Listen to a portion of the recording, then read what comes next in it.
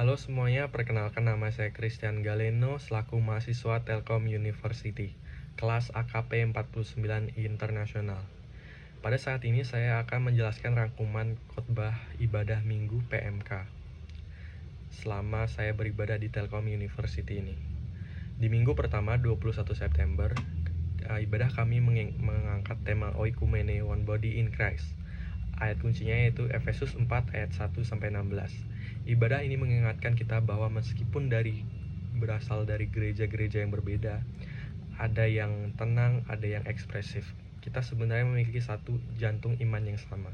Efesus 4 mengingatkan bahwa kita dipanggil menjadi satu tubuh, satu roh, satu Tuhan, dan satu iman. Perbedaannya, denominasi seharusnya tidak membuat kita terkotak-atik. Di kampus, identitas yang terpenting kita bukanlah saya dari GKI, saya dari HKBP, atau yang lainnya. Tetapi saya adalah bagian dari tubuh Kristus. Panggilan kita adalah memelihara kesatuan oleh ikatan damai sejahtera, menjadikan saksi bersama, dan menghadirkan oikumene bukan hanya sebagai teori, tetapi sebagai kehidupan sehari-hari di PMK. Nah, selanjutnya pada minggu kedua, yaitu dilaksanakan pada 28 September, mengangkat tema Call to Serve Even in Struggles. Ibadah ini mengangkat ayat Yohanes 12 ayat 24 sampai 26. Isi rangkuman saya yaitu seringkali kita mengingat menunda pelayanan sambil berkata, nanti kalau hidupku sudah rapi, kita mengira pelayanan harus dilakukan dalam keadaan ideal. Namun Yesus justru mengajar bahwa pelayanan sering tumbuh dari pergumulan dan proses yang tidak nyaman, seperti biji gandum yang harus jatuh, mati, dan kemudian menghasilkan buah. Pelayanan bukan hanya tentang menjadi liturgos atau pemusik.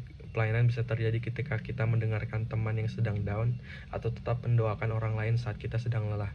Tuhan tidak menunggu kita sempurna sebelum Ia memakai kita. Justru melalui luka dan pergumulan, kesaksian kita menjadi lebih nyata. Nah, selanjutnya di minggu ketiga, pada 5 Oktober, mengangkat tema Walking in God's Plan. Ayat kuncinya yaitu Yeremia 29 ayat 11. Yeremia 29 ayat 11 sering dianggap ayat penghiburan, tetapi ayat ini diberikan saat bangsa Israel sedang dalam penderitaan di pembuangan Babel, jauh dari rumah dan tanpa harapan. Tuhan tidak berjanji membebaskan mereka besok, bahkan mereka harus tinggal 70 tahun di sana.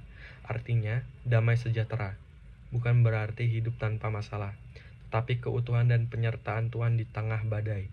Ketika kita merasa salah jurusan, kelelahan kuliah, atau bingung tentang masa depan, Tuhan tetap bekerja di balik proses panjang itu. Berjalan dalam rencananya berarti percaya bahwa Dia di tengah ketidakpastian, Tuhan sedang mempersiapkan masa depan yang penuh harapan. Nah, selanjutnya di minggu keempat pada 12 Oktober mengangkat tema Christian Friendship on Campus. Mengangkat ayat kuncinya yaitu Ibrani 10 ayat 19 sampai 25. Pembicara mengingatkan bahwa banyak mahasiswa baru mengalami culture shock, baik dari gaya pergaulan kampus maupun tekanan akademik. IPK memang penting, tetapi bukan segalanya. Karakter, mental, dan spiritual justru fondasi kehidupan mahasiswa yang sehat. Di tengah lingkungan yang penuh tekanan, rasa sepi mudah muncul. Karena itu, Ibrani 10 menganggil kita untuk tidak menjatuhkan diri dari persekutuan. PMK adalah jangkar yang menahan kita dari arus dunia yang menyeret.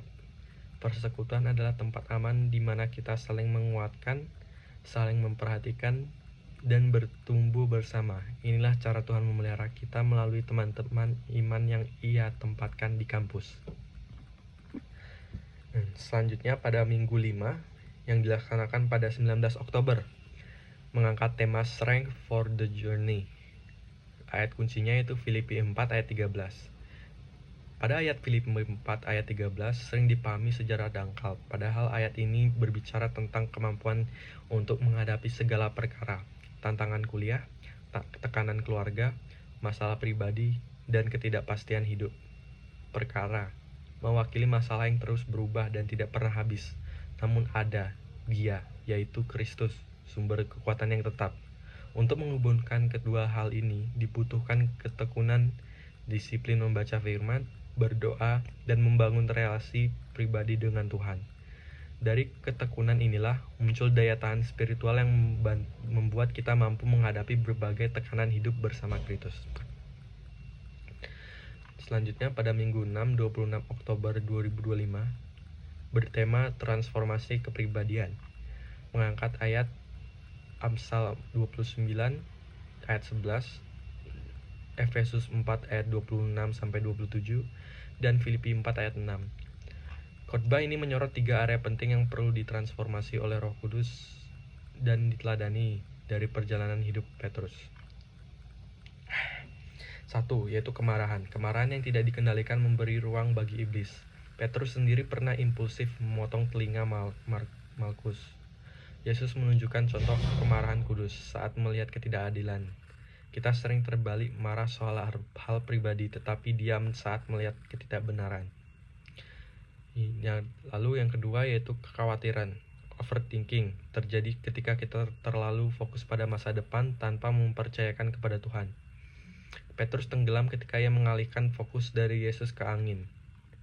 Solusinya yaitu iman yang aktif, menyatakan doa dengan ucapan syukur, serta memperkatakan iman dalam ketakutan.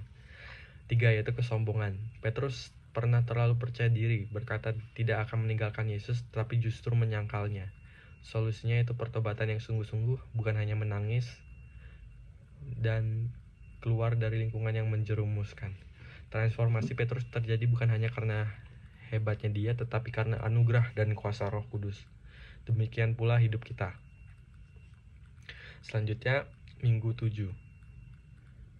Dilaksanakan pada 8 November, bertema Come as Guests, Living as Family. Mengangkat ayat Roma 12 ayat 10. Kita semua datang ke kampus sebagai tamu, merasa asing, sepi, dan bingung mencari lingkungan yang sama. Tema minggu ini mengajak kita untuk tidak berhenti sebagai tamu, tetapi bertumbuh sebagai keluarga rohani. Roma 12 ayat 10 menyoroti kasih persaudaraan, kasih hangat seperti keluarga kandung.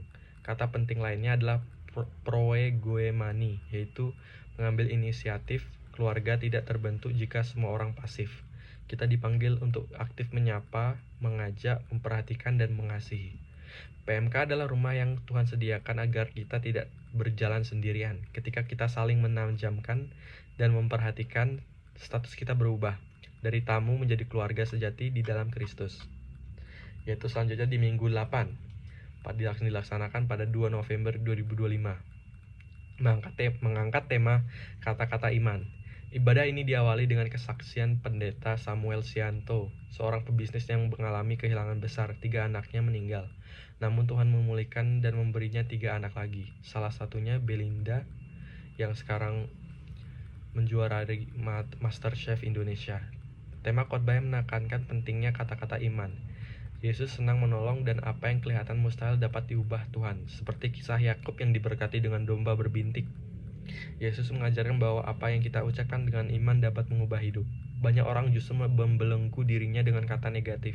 Karena itu kita harus mulai memperkatakan kebenaran. Saya kuat, saya sehat. Tuhan memberkati pekerjaan saya, di dalam Tuhan semua mungkin. Khotbah ini juga disertai berbagai kesaksian nyata, yaitu seperti seorang ibu yang awalnya hanya memiliki 14 ayam bertumbuh menjadi 250 karena ia memperkatakan iman setiap hari. Yang kedua, seorang penjual es dawet yang dianggap rendah tetapi Tuhan mengangkat hidupnya hingga ia mampu membeli rumah dan tanah. Yang ketiga, gereja yang pembangunannya mustahil secara finansial tetapi Tuhan menyediakan kebutuhan melalui cara yang ajaib. Yang keempat, yang terakhir, yaitu seorang pelayan Tuhan yang menderita narkolepsi selama berbulan-bulan akhirnya sembuh total setelah memperkatakan iman dan mengalami mujizat Tuhan melalui proses medis. Semua kisah ini menegaskan bahwa perkataan memiliki kuasa dan Tuhan bekerja melalui iman yang diucapkan. Nah, sekian dari rangkuman ibadah PMK saya. Sekarang saya akan menjelaskan kesan saya selama beribadah di Telkom University. Kesan pertama, saya merasakan kehadiran Tuhan di tengah kesibukan kampus. Selama mengikuti ibadah-ibadah PMK, saya selalu merasakan bahwa Tuhan benar-benar hadir dan bekerja dalam hidup saya. Walau jadwal kuliah yang padat, tugas yang menumpuk, setiap kali datang ke ibadah minggu. Hati saya selalu di-refresh kembali, ada damai, ada ketenangan, dan ada kekuatan. Yang kedua yaitu menemukan keluarga rohani baru. Beribadah di PMK membuat saya sadar bahwa saya tidak sendirian lagi di kampus ini. Meskipun awalnya datang sebagai tamu, saya menemukan komunitas yang menerima saya apa adanya, seperti keluarga, teman-teman baru, kakak-kakak pembimbing, dan setiap persekutuan membuat merasa punya tempat untuk pulang secara rohani. 3. Ibadah yang selalu relevan dengan kehidupan kampus. Setiap minggu, tema khotbahnya selalu kena di hati dan cocok dengan realitas saya sebagai mahasiswa. Mulai dari soal yang struggle secara akademik, kecemasan masa depan, persahabatan, sampai soal karakter Kristen. Rasanya seperti Tuhan berbicara langsung kepada pergumulanku sehari-hari. Yang kelima yaitu belajar bertumbuh dalam karakter dan kerohanian. Melalui ibadah-ibadah ini, saya belajar lebih dalam tentang bagaimana menjaga kesatuan tubuh Kristus, bagaimana melayani meski saya sedang dalam pergumulan, bagaimana mempercayai rencana Tuhan, bagaimana membangun persahabatan yang sehat, bagaimana menerima kekuatan dari Tuhan, dan bagaimana mengalami transformasi. Nah, sekian dari kesan saya selama beribadah di Telkom University. Saya ucapkan terima kasih.